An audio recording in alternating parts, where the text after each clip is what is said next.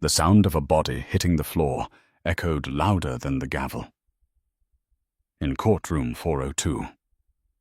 Andrew barely felt her knees buckle before the darkness took her. From the defense table, her husband Richard didn't even flinch. But in the gallery, his mistress Jessica did something worse. She smiled. They thought they had won. They thought draining Andrew's bank accounts, poisoning her reputation, and framing her as unstable was the perfect crime. But they forgot one thing: the courtroom cameras weren't the only ones rolling that day. What the judge is about to play on the overhead monitor won't just wake Andrew up. It will send 2 people to prison. This is the story of how a perfect wife lost everything only to destroy her enemies, without saying a word. The envelope that ended Andrew Miller's life wasn't delivered by a courier or hidden in a safe. It was sitting on the kitchen island of her sprawling, beautiful home in Greenwich, Connecticut, right next to a vase of fresh peonies. It was a Tuesday. Andrew had spent the morning coordinating the charity gala for the local children's hospital, a role she took seriously, not just because she was the wife of Richard Miller, the CEO of Miller Tech Solutions, but because she genuinely wanted to do good. She was 42, with the kind of grace that made people trust her instantly. She had supported Richard when he was building computers in a garage. She had raised their twins, Leo and Sophie, while Richard traveled 200 days a year. She put down her car keys and picked up the envelope. It was heavy, cream-colored linen stock. There was no return address, just her name handwritten in confident blue ink. She tore it open. Inside there were no letters, just photographs. 6 of them. The first photo showed Richard. He was at a restaurant Andrew recognized, Le Bernardin, in Manhattan. He wasn't eating. He was leaning across the table, kissing a woman. Andrew's breath hitched the air in the kitchen, suddenly feeling thin. She shuffled to the next photo. Richard and the woman walking into a hotel. The woman was young, perhaps late 20s, with striking red hair and a sharp, angular face. She looked expensive. She looked like trouble. The third photo was the one that made Andrew grab the marble counter for support. It was taken from a distance, showing Richard and the woman standing on the balcony of the very beach house in the Hamptons that Richard had told Andrew was being renovated for mold issues for the last 3 months. They were laughing. Richard was holding a glass of wine in one hand and the woman's waist with the other. He looked happier than Andrew had seen him in a decade. Andrew turned the photo over.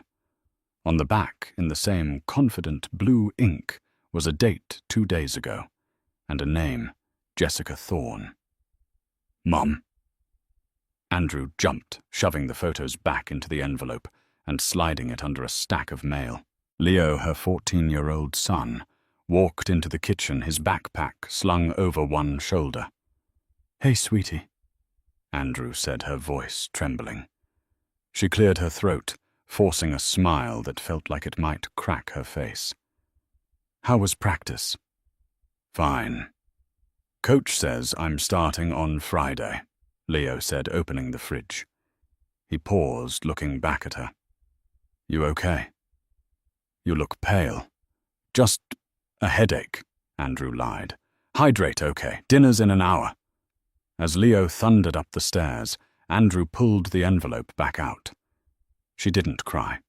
That was the strange part. She expected tears, hysteria, the crumbling of her world. Instead, she felt a cold, hard knot forming in her stomach. It wasn't sadness. It was clarity. Richard wasn't just having an affair.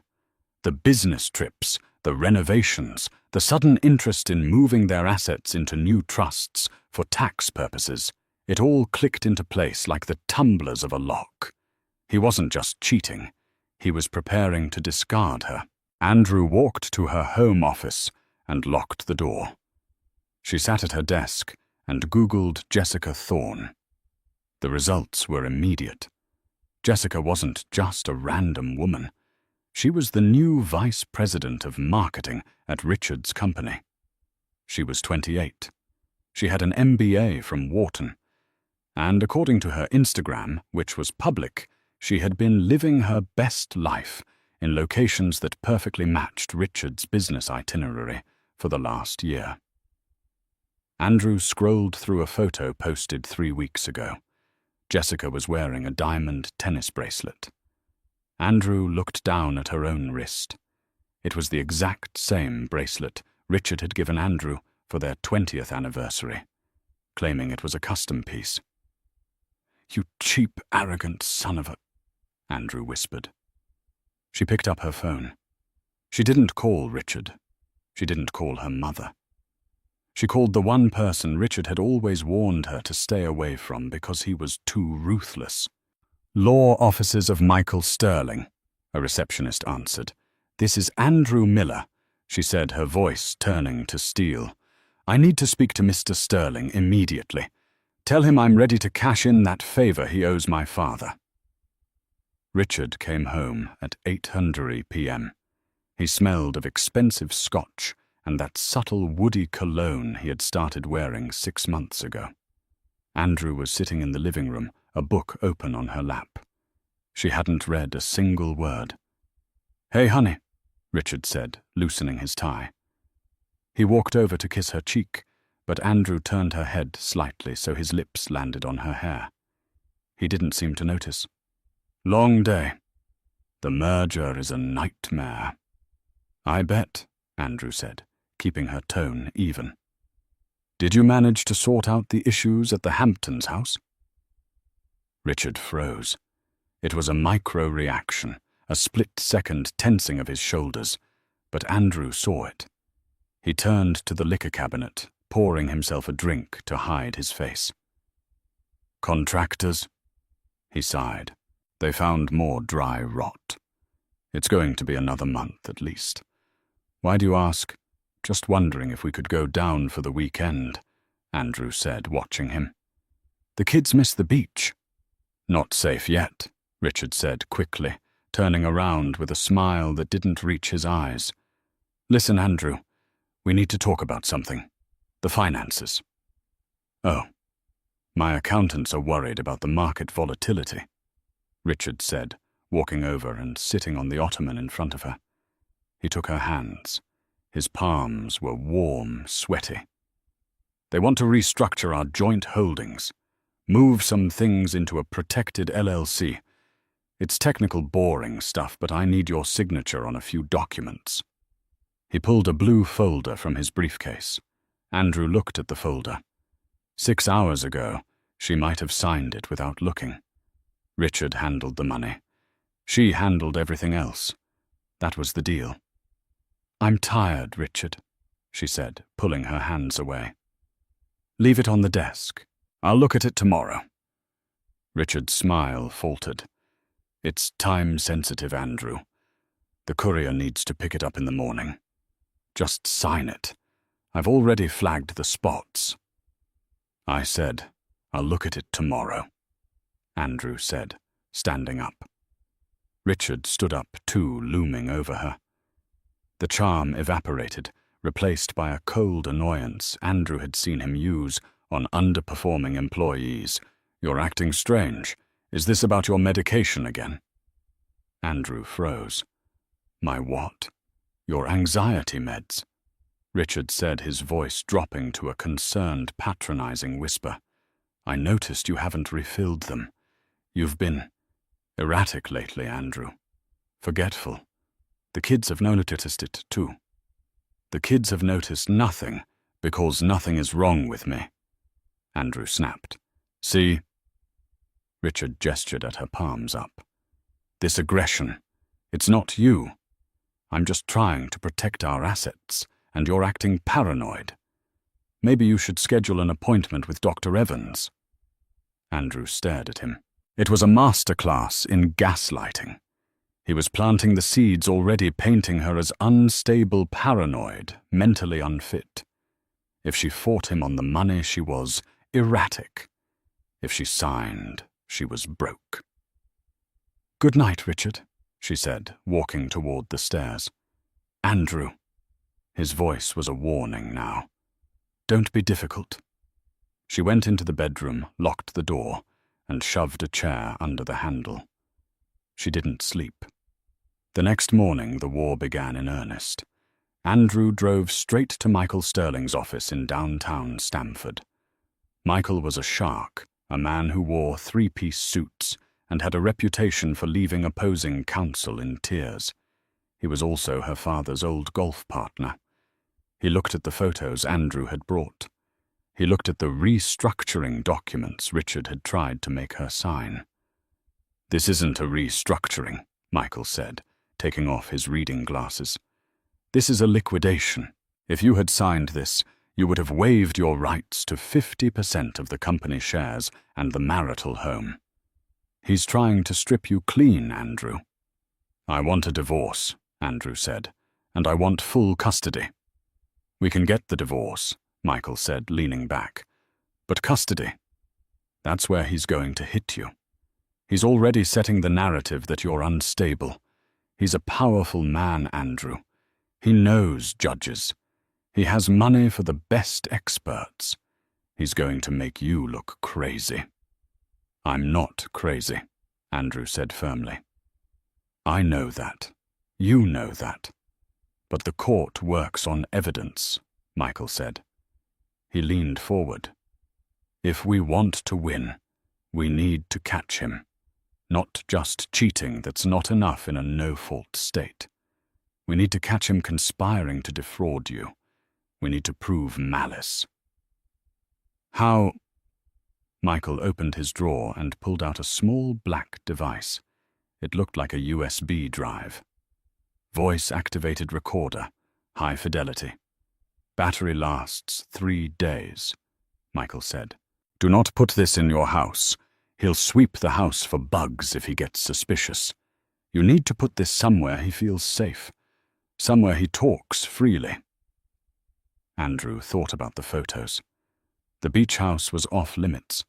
His office was too risky. His car, Andrew said. He takes all his calls in the Range Rover. He thinks the soundproofing makes it a fortress. Get it in there, Michael said. And Andrew, don't let him know you know. Play the part. Be the confused, anxious wife he wants you to be.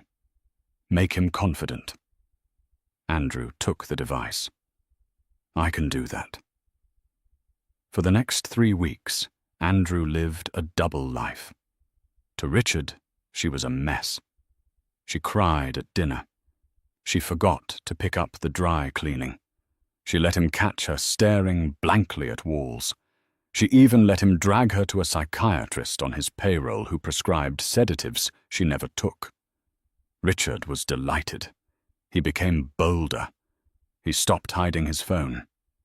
He started coming home later and later, and every night while the house slept, Andrew would creep out to the garage, retrieve the tiny black recorder from under the passenger seat of the Range Rover, download the files to an encrypted cloud drive, and put it back. The recordings were sickening. She's losing it, Jess. It's perfect. Richard's voice crackled on one recording. Dr. Evans is writing a report, saying she's borderline. Once I file for emergency custody, she'll have a breakdown in court. I guarantee it. Just make sure the prenup is voided. Jessica's voice purred in response. I don't want her getting the beach house. That's our place.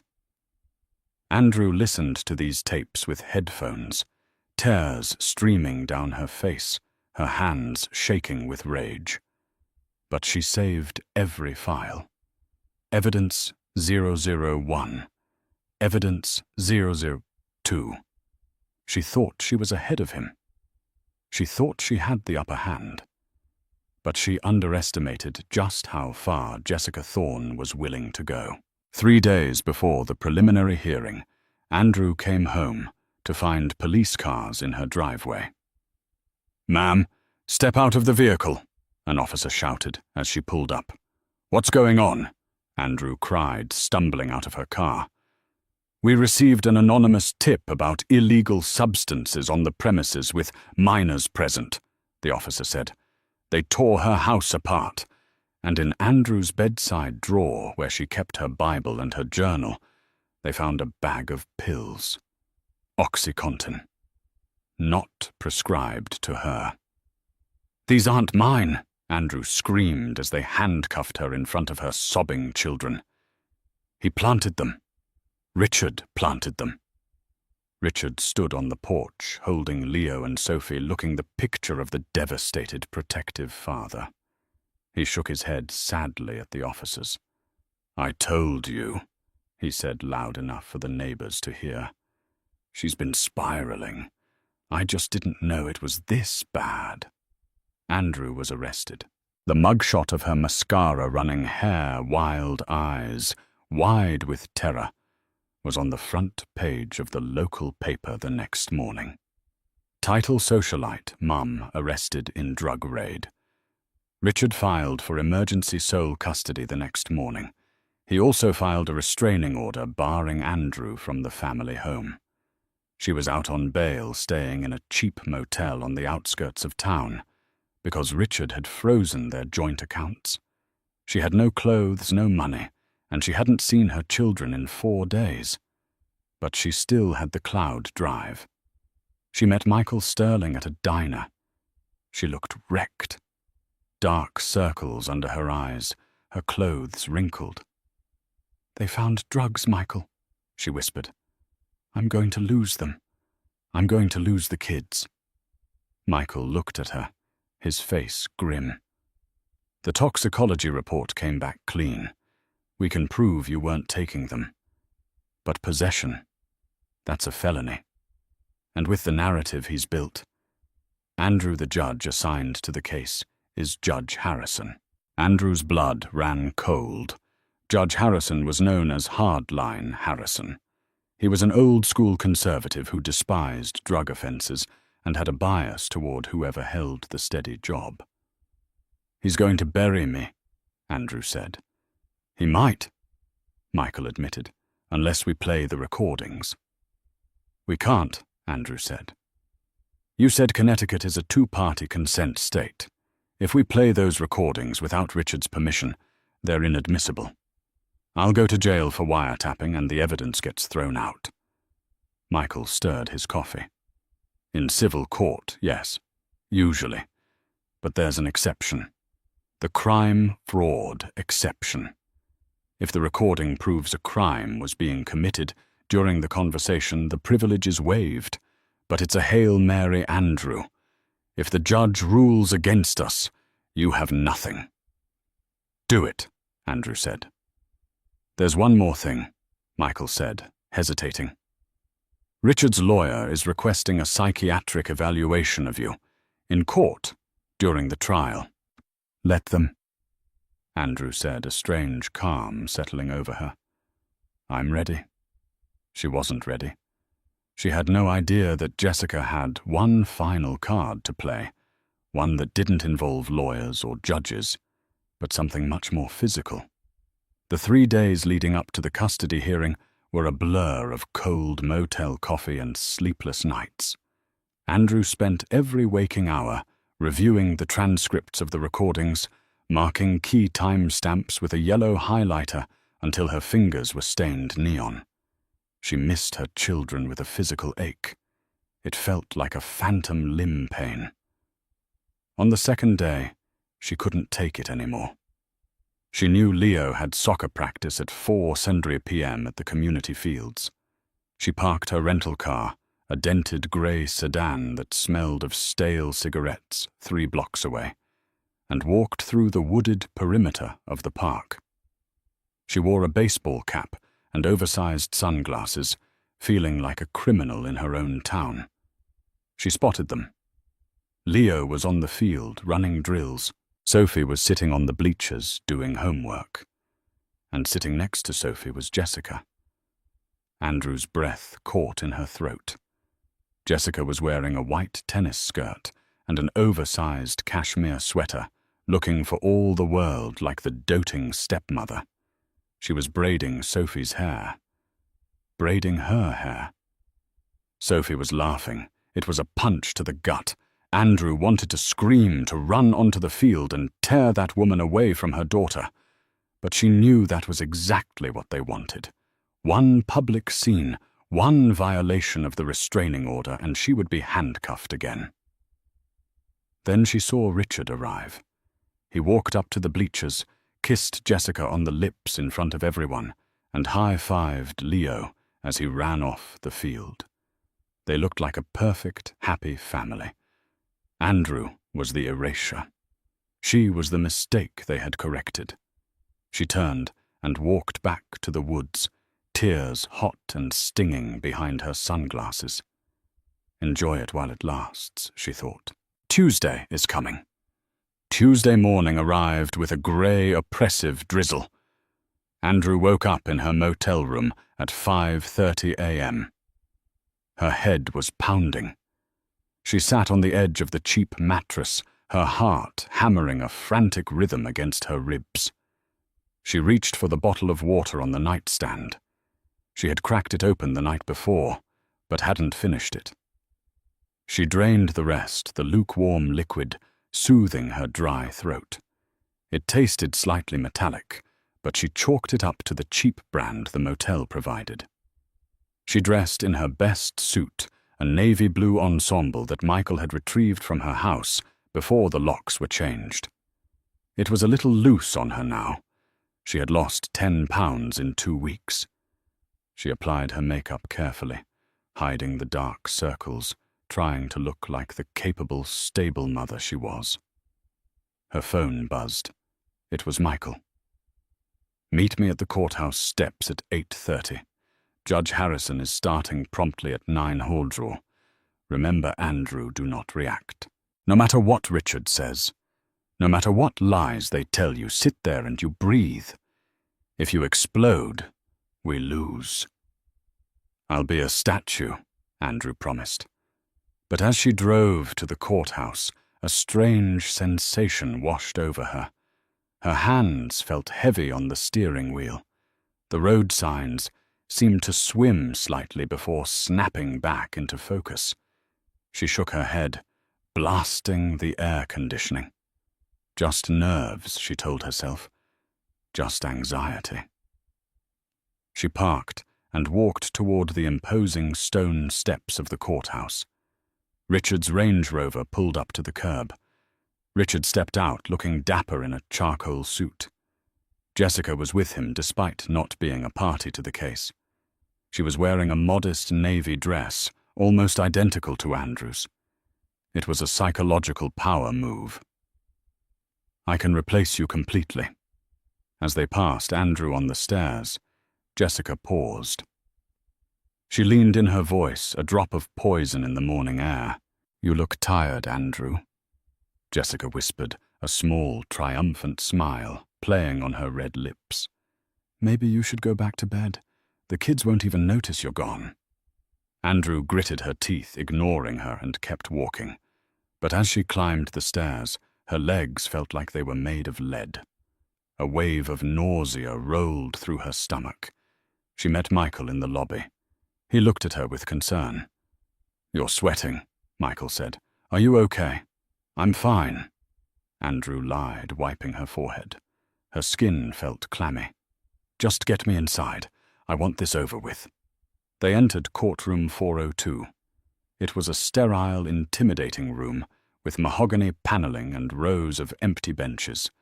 Richard and his lawyer, a man named Arthur Blackwood, who was known as the Butcher in divorce circles, were already seated. Judge Harrison entered. The bailiff called all rise. Andrew stood up, and the room tilted violently to the left. She grabbed the table to steady herself. "What is wrong with me?" she thought, panic rising. "I didn't take anything. I'm clean." The hearing began. Arthur Blackwood stood up, smoothing his silk tie. He didn't waste time. "Your Honor," Blackwood boomed his voice, filling the room. "We are here today to save 2 children from a mother who has spiraled into severe drug addiction and psychosis. We have police reports. We have a psychiatrist's evaluation. We have testimony from household staff. Andrew Miller is a danger to herself, and more importantly, a danger to Leo and Sophie. Andrew sat there listening to him dismantle her life. He called her paranoid.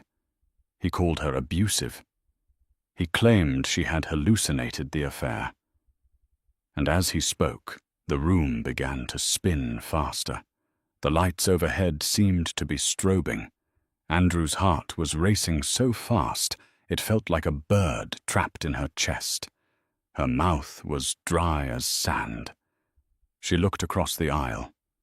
Richard was watching her, his face a mask of faux concern. But behind him in the first row of the gallery sat Jessica. Jessica wasn't looking at the lawyer. She was looking directly at Andrew, and she was smiling. Not a subtle smile this time. A wide, predatory grin. She tapped her watch. The water Andrew realized with a jolt of horror. The bottle in the motel room. The seal was cracked. She tried to speak. She tried to say, "Michael, I've been drugged." But when she opened her mouth, only a slur came out. "I, Kell." "Andrew," Michael whispered, looking at her. "Andrew, what is it?" "Your Honor," Blackwood shouted, pointing a finger at Andrew. "Look at her. She's high right now. She couldn't even stay sober for court." Judge Harrison looked down from the bench, his eyes narrowing behind his spectacles. "Mrs. Miller." Andrew tried to stand. She wanted to defend herself. She wanted to scream that she was the victim. She pushed herself up from the chair. She gasped. The darkness rushed in from the edges of her vision. The floor rushed up to meet her. The last thing she saw before she hit the ground was Jessica Thorne's face, glowing with victory.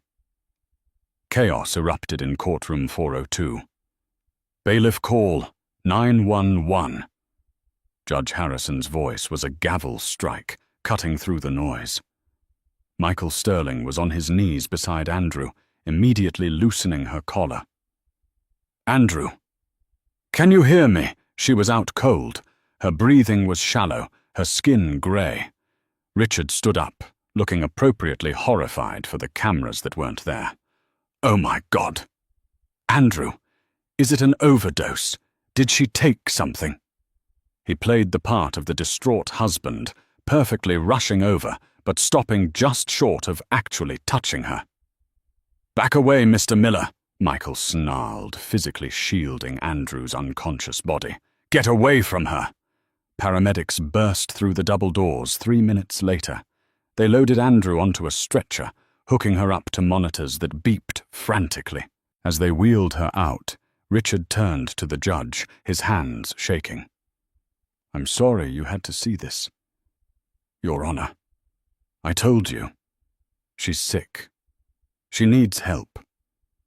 This just proves she can't be around the children." Judge Harrison looked at the empty spot where Andrew had collapsed. He looked at Richard. Then he looked at Jessica, who was standing in the back, checking her phone, as if she were waiting for an Uber. "Court is in recess until 2:00 p.m. tomorrow," Judge Harrison said coldly. "Mr. Miller, I suggest you pray your wife survives."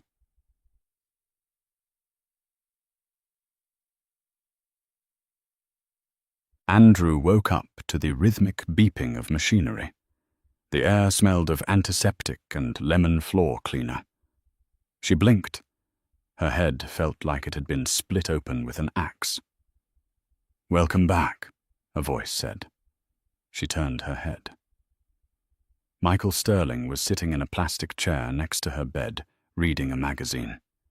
He looked exhausted. "The kids," Andrew rasped. "Safe at school. Richard picked them up," Michael said. He put the magazine down and leaned forward. "Andrew, listen to me closely. The hospital ran a tox screen." Andrew closed her eyes. They found it, didn't they, whatever she put in the water? They found a massive dose of benzodiazepines and a synthetic opioid, Michael said. Enough to knock out a horse. If you hadn't come to the hospital when you did, your respiratory system might have shut down. Richard will use it, Andrew whispered, tears leaking from her eyes. He'll say I took it. He'll say I tried to kill myself or just wanted to get a high. I lost Michael. I passed out in court. I proved his point. Michael's expression didn't change. He reached into his briefcase and pulled out a piece of paper. That's what Richard thinks, Michael said. Richard's lawyer already filed a motion to dismiss the case and grant full custody based on your overdose in the courtroom. They are celebrating right now. They think the game is over. It is over, Andrew said. Not quite, Michael said. He tapped the paper. Because I hired a private investigator to sweep your motel room immediately after the ambulance took you. He found the water bottle in the trash can. We sent it to an independent lab. And we found a puncture mark in the plastic just under the cap. A syringe injection, Michael said. But that's not the smoking gun. The smoking gun is that the motel has security cameras in the hallways. Cheap ones, but they work. Andrew pulled herself up, wincing. Who? Not Jessica, Michael said. She's too smart for that. She paid the maid. We found the maid Andrew. She was terrified. She's an immigrant scared of deportation. Jessica gave her $5,000 cash to inject the bottle. The maid confessed on video about an hour ago to my investigator. She gave us the description of the woman. Red hair, expensive car. Andrew felt a surge of adrenaline that cut through the drug haze. Does the judge know? Not yet, Michael said. A slow, shark-like grin spread across his face. Judge Harrison is expecting us back in court tomorrow at 2:00 p.m. He thinks he's going to be ruling on a custody arrangement for a drug addict. I think we should surprise him. I can't go back there, Andrew said. I can barely stand. You don't need to stand, Michael said. You just need to press play. The next day at 1:55 p.m., the atmosphere in courtroom 402 was very different. Richard Miller sat at the plaintiff's table looking relaxed. He was chatting with Arthur Blackwood, laughing softly. Jessica was in the gallery again, wearing a black dress, this time appropriate for the tragedy of Andrew's overdose. They were expecting Michael to come in and ask for a continuance. They were expecting Andrew to be in rehab. At 2:00 p.m. the doors opened. Andrew Miller walked in. She was pale, yes. She was leaning heavily on a cane. But she was upright. She was wearing a fresh suit, and her eyes were burning with a fire that made Richard stop laughing mid-sentence. The silence in the room was absolute.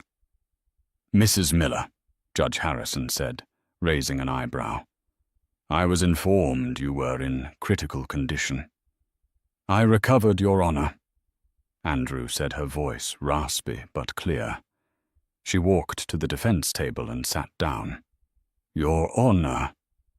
Arthur Blackwood stood up, looking annoyed. While we are glad Mrs. Miller is alive, this stunt doesn't change the facts. She overdosed in your courtroom yesterday. She is clearly unfit. We ask for an immediate ruling on custody. Your Honor. Michael Sterling stood up.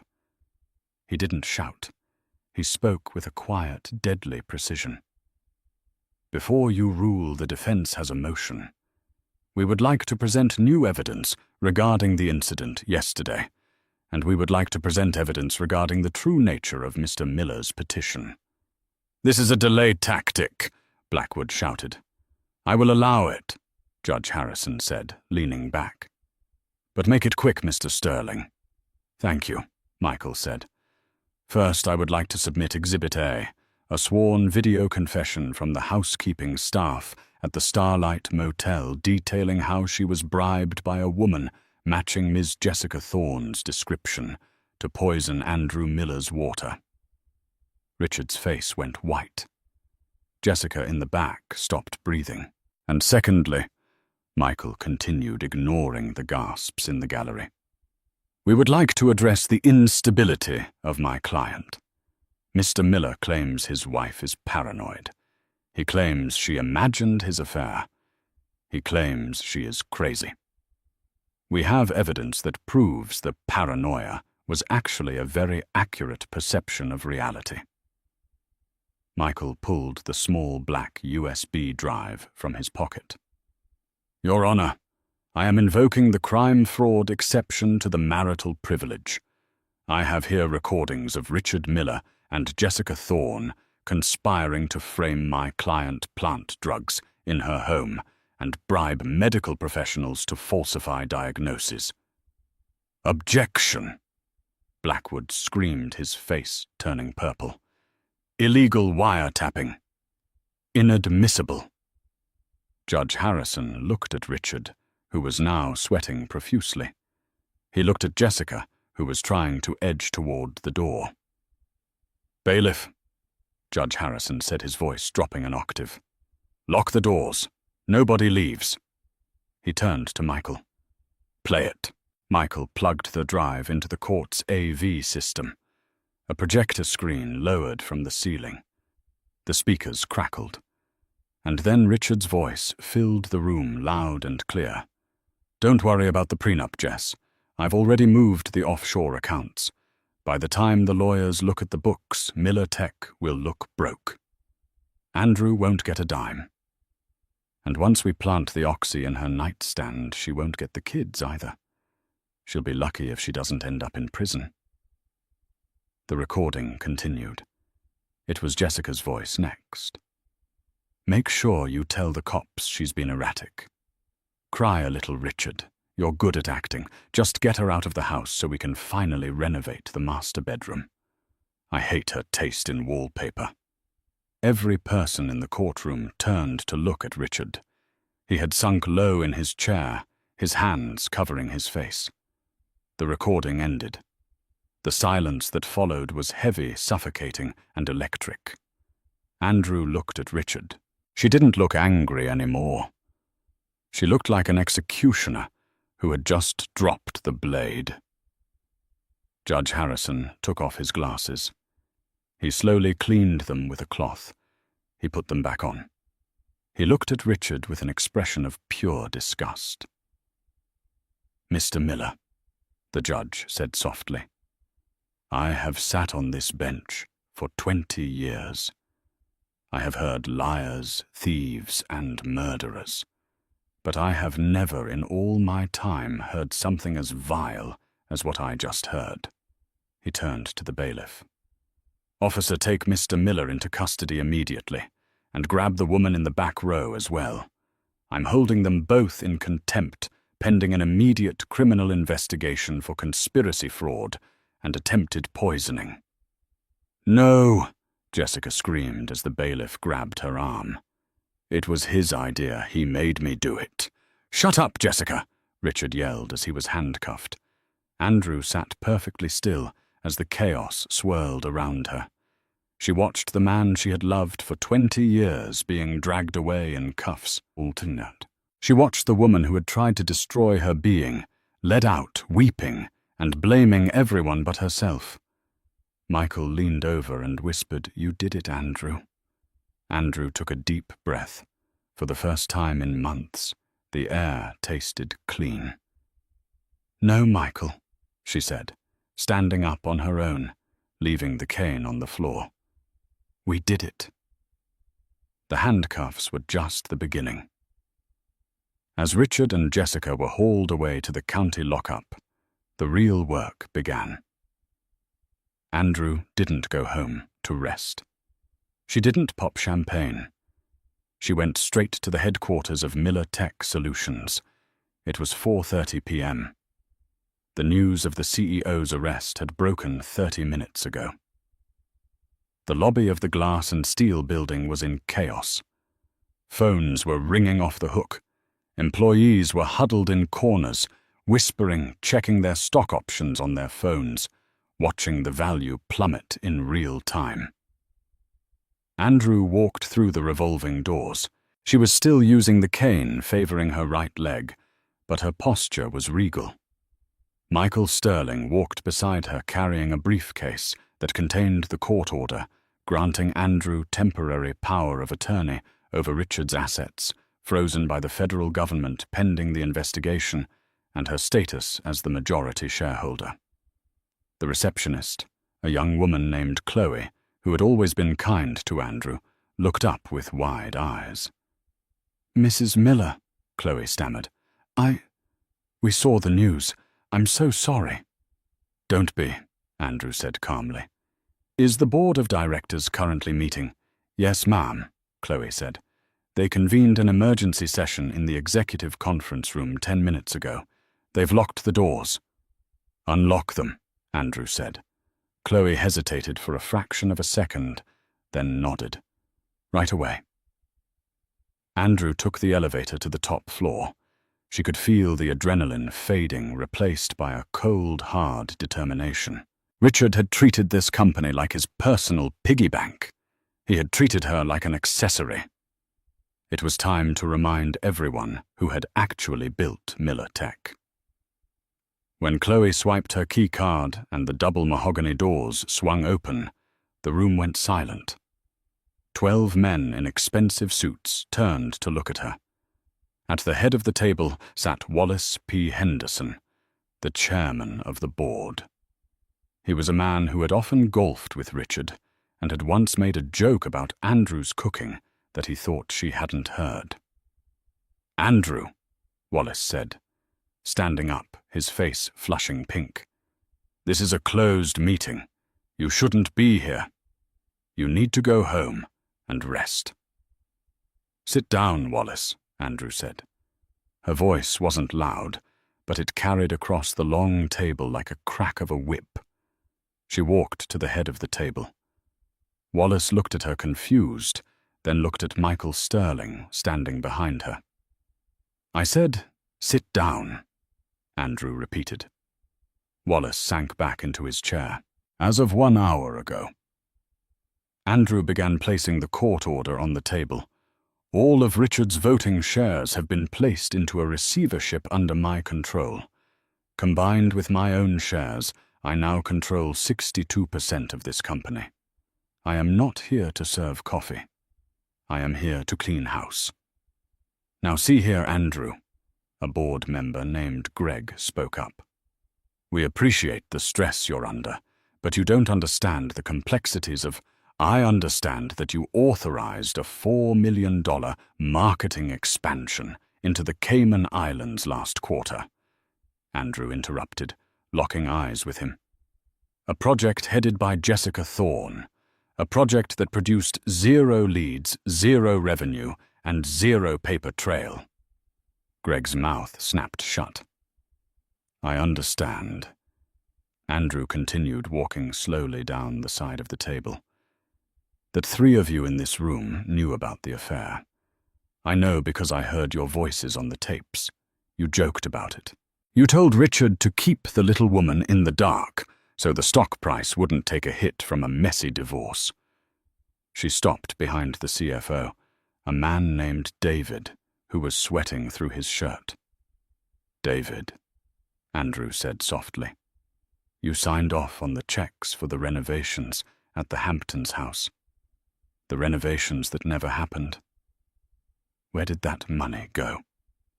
David trembled. "Richard said. He said it was for a Black Ops R&D project. Off the books. I didn't question him." "You didn't question him because he gave you a $50,000 bonus the same week," Michael Sterling interjected, reading from a tablet. "We have the bank records, David." "You're fired," Andrew said. "Get out." "You can't do that," David protested. "I just did," Andrew said. "Security is waiting in the hall to escort you out. If you take anything other than your coat, we will add corporate theft to your list of problems." David fled the room. The silence that remained was heavy with fear. "I am bringing in an external forensic accounting firm tomorrow morning," Andrew announced to the remaining survivors. "They are going to turn this company upside down. If you stole a paperclip, they will find it. If you want to keep your jobs, you will cooperate fully. You will tell me everything Richard did, every bribe, every fake invoice, every hidden account." Wallace cleared his throat. He looked smaller now. "Andrew, Mrs. Miller, the stock is in free fall. The public trust is gone. Even with you cleaning house, we might not survive this quarter. Richard was the face of the company." Andrew smiled. It was a cold smile. "Richard was a thief in a nice suit," she said. "I wrote the original code for the Miller Tech operating system 20 years ago, while Richard was out partying. I know this product better than anyone in this room. We will survive, but only if we cut out the cancer." She leaned forward, placing her hands on the table. Meeting adjourned. As the board members scrambled to leave, terrified and obedient, Andrew finally sat down in the CEO's leather chair. It was too big for her. It smelled like Richard's cologne. "Get this chair out of here," she told Michael. "Burn it." "Done," Michael said. "But Andrew, you need to see this." He handed her a folder that the forensic team had already started compiling based on the initial seizures. "What is it?" "We found the hidden assets Richard mentioned on the tape," Michael said grimly. "It wasn't just company money, Andrew. He liquidated the children's college funds. He drained your parents' retirement trust that you entrusted to him to manage. He bet it all on high-risk futures and lost most of it trying to impress Jessica." Andrew felt the bile rise in her throat. He hadn't just cheated.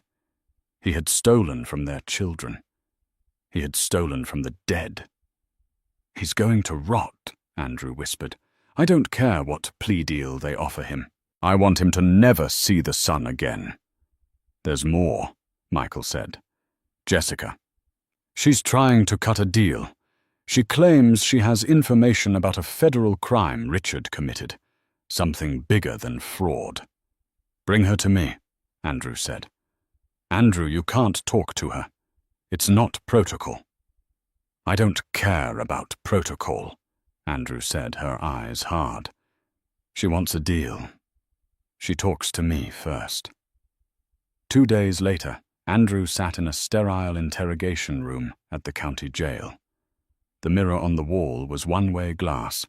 She knew Michael and the district attorney were watching from the other side. The door opened, and Jessica Thorne was led in. She was wearing an orange jumpsuit that was 2 sizes too big. Her red hair was greasy and pulled back in a messy bun. Without her makeup, without the designer clothes, she looked remarkably ordinary. She looked young and scared. She sat down, her handcuffs clanking against the metal table. She looked at Andrew, then quickly looked away. "You wanted to see me," Jessica mumbled. "Look at me," Andrew commanded. Jessica slowly lifted her eyes. There was no arrogance left, no smiling, just fear. "You poisoned me," Andrew said. "You tried to kill me." "I didn't want to," Jessica blurted out. "He made me. He said if I didn't do it, he'd frame me for the embezzlement. He said he had emails set up to look like I stole the money. I was trapped, Andrew. I swear." "Don't call me Andrew," she replied coldly. "You don't get to use my name. You slept in my bed. You played with my children. You tried to make them orphans." "I'm sorry," Jessica sobbed. "I'm so sorry. I just want to go home. Please tell the DA to take the deal. I'll testify. I'll give you everything." "What do you have?" Andrew asked. "What is this federal crime?" Jessica sniffled, wiping her nose on her shoulder. She leaned in, lowering her voice. Richard wasn't just laundering money for himself, Jessica whispered. He was washing money for the Petrov Syndicate, Russian organized crime. They were using Miller Tech's overseas accounts to clean dirty money from Eastern Europe. Andrew froze. The scope of this was suddenly much larger than a divorce case. If Richard was involved with the mob, her children were in danger. "How do you know this?" Andrew asked. "Because I was the courier." Jessica admitted, her voice trembling. "Those trips to Europe, the ones you saw on Instagram, I wasn't just shopping. I was delivering encrypted hard drives to a man in Zurich. Richard made me do it. He said it was just corporate data. But I looked once. It was names, bank accounts, hits." Andrew stared at her. "You carried a hit list across international borders." "I didn't know," Jessica wailed. "But now Richard is in here, and the Russians, they're going to be looking for loose ends. If I stay in general population, I'm dead. Richard is dead too. He just doesn't know it yet. You have to get me into witness protection. Please." Andrew stood up. She looked down at the woman who had ruined her life. She felt a strange mixture of pity and revulsion. "You're right," Andrew said. "You are a loose end." "Please help me," Jessica begged. "I'll tell the DA to give you the deal," Andrew said. Jessica's face lit up with relief. "But not for you, for my children. Because if Richard is involved with these people, I need him put away in a supermax where he can't reach us. And I need you to disappear so my kids never have to see your face again." Andrew walked to the door. "Wait," Jessica called out. Did he ever actually love you?" Andrew paused, her hand on the handle. She didn't look back. "He doesn't love anyone, Jessica. He only loves the reflection of himself he sees in people's eyes. You were just a newer mirror." Andrew walked out. In the observation room, the district attorney, a stern woman named Cartwright, looked at Andrew. "Is she telling the truth?" Cartwright asked. "Every word," Andrew said. "Richard is arrogant, but he's not brave. He wouldn't have the guts to steal that much money unless he had scary friends backing him up." "We need to move fast," Cartwright said, picking up her phone. "If the Petrovs find out she's talking, this jail isn't safe. And neither is your house." "My house hasn't been safe for a long time," Andrew said. "Do what you have to do." That night, Andrew had to tell the children. It was the hardest conversation of her life. Leo was old enough to understand the betrayal. He punched a wall and cried in her arms. Sophie was confused, asking when Daddy was coming home. "Daddy isn't coming home, baby," Andrew said, rocking her. "Daddy made some very bad choices, and he has to go away for a long time to think about them." "Is he a bad man?" Sophie asked. Andrew thought about the man who had built a company from nothing, who used to read them bedtime stories, but who also poisoned the mother of his children and laundered money for murderers. "He's a man who got lost," Andrew said carefully, "and he forgot how to be good." 3 months later, the trial of the century began. But it wasn't the trial Richard expected. With Jessica's testimony and the evidence provided by the Petrov investigation, Richard wasn't just facing fraud charges. He was facing RICO charges. He sat in the courtroom, looking gaunt. His expensive suit hung off him. He had lost his hair. He looked 20 years older. When Andrew took the stand, he tried to catch her eye. He mouthed the word, "Please." Andrew looked right through him. She testified about the gaslighting, the theft of the children's funds, the poisoning. She was unshakable. She wasn't the fragile, crazy wife anymore. She was the CEO of a Fortune 500 company, a mother protecting her cubs, and a woman who had walked through fire. The jury deliberated for less than 4 hours. Guilty on all counts, Sentencing was set for 2 weeks later. Andrew attended, sitting in the front row. She wanted him to see her. She wanted him to see that she was still standing. Judge Harrison, the same judge Richard had tried to manipulate, read the sentence. Richard Miller, for your crimes against your family, your shareholders, and the people of this state, I sentence you to 45 years in a federal penitentiary without the possibility of parole. You stripped your family of their security. Today, the court strips you of yours. The gavel banged. It was the sound of a heavy door slamming shut forever. Richard screamed as the marshals dragged him away. He screamed Andrew's name. But Andrew didn't flinch. She simply picked up her purse, turned to Michael Sterling, and said the words she had been waiting to say for a year. Let's go pick up the kids. 1 year later, the summer sun beat down on the sparkling waters of the Atlantic Ocean. Andrew stood on the balcony of the Hamptons beach house, the same balcony where Richard had been photographed with Jessica, the photo that had started the collapse of her old life. But the house didn't look the same. Andrew had gutted it. The rot Richard had lied about was gone, along with the dark, heavy furniture and the pretentious art he had bought to impress his investor friends. The house was now light, airy, and filled with the smell of sea salt and fresh jasmine. It was hers. Down on the sand, 15-year-old Leo was teaching Sophie how to throw a frisbee. Their laughter drifted up on the breeze, a sound that Andrew hadn't realized how much she missed until it returned. They were healing. It wasn't perfect. Leo still had days where he was angry at the world, and Sophie still asked questions. Andrew couldn't answer, but they were safe. Andrew took a sip of iced tea and turned back to the living room, where Michael Sterling was sitting reviewing a contract.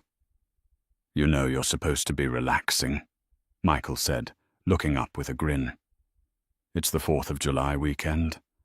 I am relaxing, Andrew replied, walking over to join him. But I want to make sure the acquisition of Kincaid Robotics goes through on Monday. I don't want any hiccups. It's solid, Michael assured her. Miller Tech is history, Andrew. Phoenix Innovations is trading at an all-time high. You didn't just save the company, you reinvented it. The board is terrified of you, by the way. It's delightful to watch. It was true. After Richard's sentencing, Andrew had rebranded the company, stripping his name from the letterhead, the building, and the legacy. She had released the operating system updates she had written herself, the ones Richard had suppressed because he didn't understand them. The tech world, initially skeptical of a housewife CEO, had been forced to bow down to her competence. What about the other matter? Andrew asked, her voice dropping slightly. Michael's face sobered. He reached into his briefcase and pulled out a plain white envelope. It was stamped with the seal of the federal penitentiary. This arrived at the office yesterday, Michael said. From Richard. Andrew took the envelope. It felt flimsy in her hands. A year ago, a letter from him would have sent her into a panic attack. Now it just felt like trash. Do you want to read it? Michael asked. Andrew looked at the return address. Inmate 89402. She ripped it open. The letter was 3 pages long, written in Richard's cramped, frantic handwriting. She scanned the first paragraph. Andrew laughed. It was a dry, incredulous sound. He hasn't changed, she said, shaking her head. Not one bit. He's still trying to manipulate me. He actually thinks I owe him. Narcissists don't change in prison, Michael said. They just get quieter audiences. And Jessica? Andrew asked. My contacts say she's in a small town in Idaho, Michael said. Working as a cashier at a grocery store. She goes by the name Brenda now. She lives in a studio apartment and doesn't talk to anyone. She's safe from the Petrovs, but she's living in a prison of her own making. She looks over her shoulder every time a car door slams. Andrew walked to the fireplace. Even in the summer, she kept a small fire going in the evenings for the ambiance. She held Richard's letter over the flames. "He says he has debts," Andrew said, watching the paper curl and brown. "He says the serious people are bothering him." "That sounds like a him problem," Michael noted. Andrew dropped the letter. It flared up bright orange and then turned to ash. "Goodbye, Richard," she whispered. She walked back out to the balcony. The sun was beginning to set, painting the sky in shades of violet and gold. Leo and Sophie were running back up the dunes, sandy and exhausted. "Mom!" Sophie yelled. "Leo says he's going to eat all the burgers." "I am," Leo shouted, grinning. "I'm a growing boy." Andrew smiled, a real deep smile that reached her eyes. She had lost a husband, but she had found herself. She had walked through the fire of betrayal, addiction accusations, and public humiliation, and she had come out the other side not as a victim, but as a queen. She looked at her reflection in the glass door. She didn't see the tired, scared woman who had passed out in court. She saw Andrew Miller, CEO mother survivor. "Go wash up," she called down to her children. "Dinner is ready." She turned her back on the ocean, on the past, and walked inside to feed her family. The nightmare was over. The best part of her life was just beginning. And that is how Andrew Miller turned the ultimate betrayal into the ultimate victory. Richard and Jessica thought they could crush her, erase her, and steal everything she had built. They mistook her silence for weakness and her kindness for stupidity. But they learned the hard way that you should never corner a mother fighting for her children. Andrew didn't just win in court. She erased their legacy and built her own. Richard is rotting in a cell begging for pocket change while Jessica lives in fear in the middle of nowhere. Andrew proved that the best revenge isn't screaming or fighting dirty. It's living a life so successful and happy that your enemies become irrelevant. If you enjoyed this story of justice served cold, please hit that like button, subscribe, and ring the notification bell.